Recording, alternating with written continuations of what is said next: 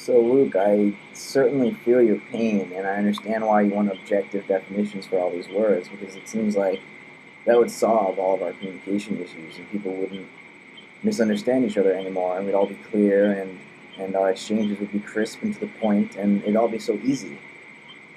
But I don't think you're really seeing language for what it is. It's not, nor was it ever, nor can it ever be an objective map of reality. I wonder if you've heard the story of why Socrates never wrote anything. And, all he did was go around asking people what they knew, asking them to define certain words. What is the holy? What is wisdom? What is love? And he found that nobody really knew the answers for any of these questions. Nobody really knew the definitions of any of the words that they used. And so Socrates decided not to write anything because he thought writing something took people away from this experiential awareness of wisdom. Because wisdom isn't intelligence. It's not like the wise know the definitions to a bunch of words. No, they know how words relate to one another. They know how to get to the root of something by questioning, by the Socratic method. And Socrates was very attached to the idea that knowledge is an action. Knowledge is something you do over and over and over. It's knowing. You don't have any knowledge. You know continuously by acting in the world, by using the Socratic method, by questioning, by getting below the surface. But you're not finding anything objective below the surface. You're finding a process that continues onward and that sort of circles around. But that circle itself is the truth. You're sort of gliding around about the center that you can never actually get to, but that you can feel that exists somewhere there around. Because definitions, essences, are inherently hard to come by. We don't usually get them by talking about something or by using words. They seem to transcend the words themselves. The words sort of dance around the definitions, but we never arrive at the definition. And, an example, let's define a word. Let's define word. The word word. Well, a word is a unit of language. Okay, so now we have 3 words instead of 1. A unit is a piece of something that has a wholeness in itself. So a word is a piece of language, and a language is a system of symbols. Okay, so now we've got all these other words. A system is a coherent, organized structure.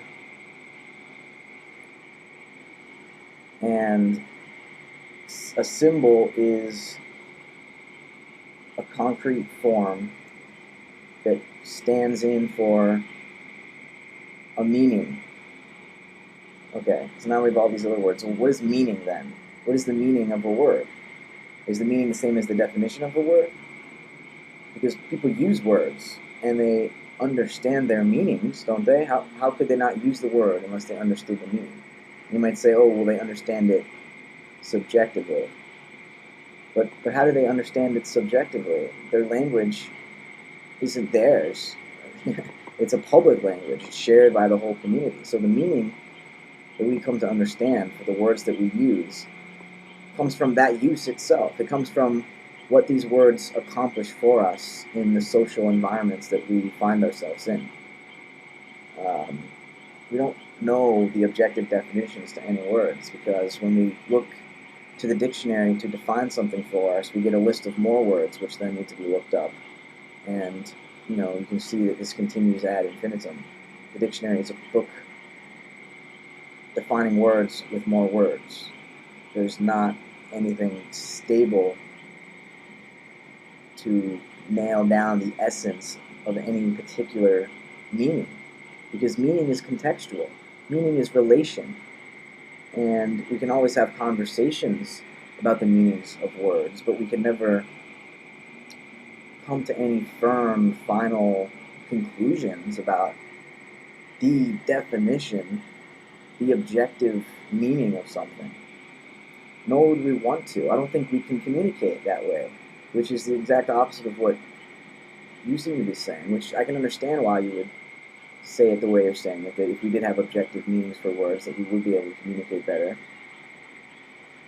But I think communication is something that occurs more on an emotional level anyways. We don't communicate abstractly. When we try to speak to each other in an abstract, overly conceptual way, what do we really get done? Well, if we're scientists and we're trying to measure some very specific aspect of the world, and we have an objective measuring scale, then we can talk in this very abstract jargon and be meaningful because we both know what we're talking about. We're talking about this specific measuring device that we have built and all its various functions and the scale of its measurements and whatnot. And we're both familiar with this, so we can talk in this conceptual language.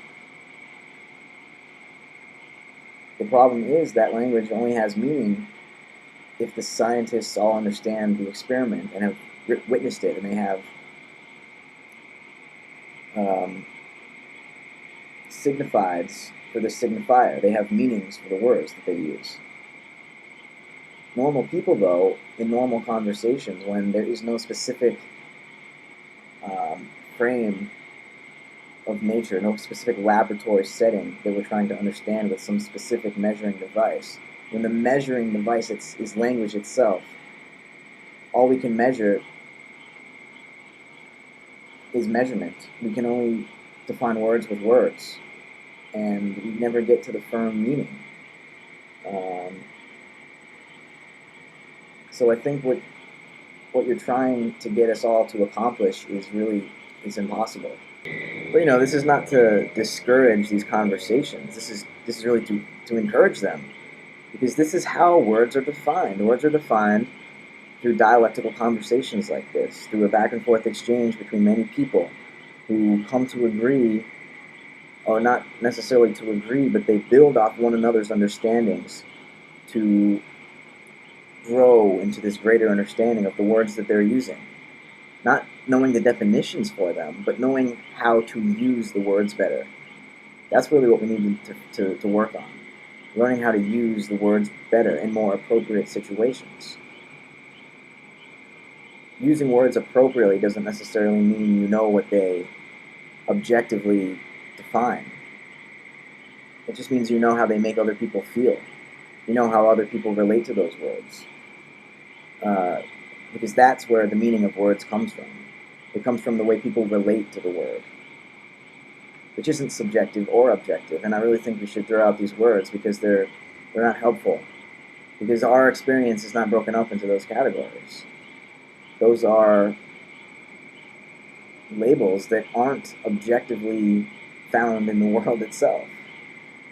Those are a way of thinking about experience that doesn't necessarily line up with experience itself.